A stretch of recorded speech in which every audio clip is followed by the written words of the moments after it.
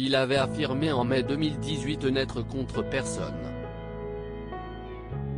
Et pourtant, dans l'affaire qui concerne l'héritage de Johnny Hallyday, Eddie Mitchell a choisi son camp.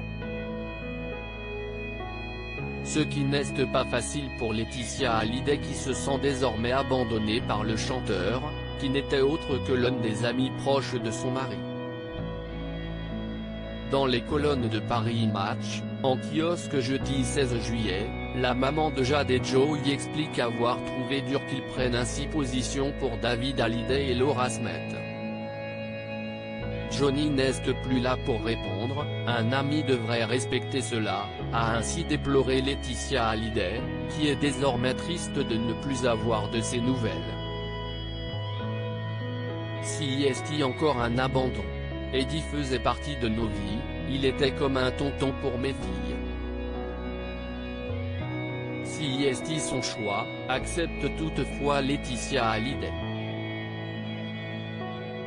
Étant le parrain de Laura Smith, Eddie Mitchell avait lors de la bataille pour l'héritage de Johnny Hallyday, trouvé ça normal de soutenir sa filleule.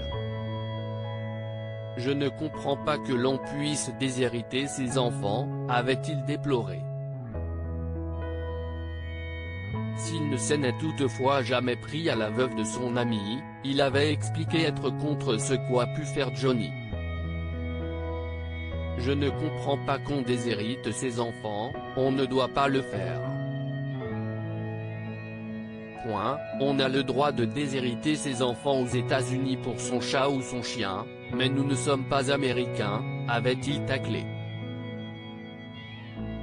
Laetitia Hallyday a déjà rompu une clause de confidentialité si désormais Laura Smith et Laetitia Hallyday sont parvenus à conclure un accord dans l'affaire de l'héritage de Johnny. Toutefois entre les deux femmes, l'entente n'est toujours pas au beau fixe, et même, la fille du chanteur déplore que Laetitia Hallyday ait déjà rompu une clause du contrat qu'elles ont signé.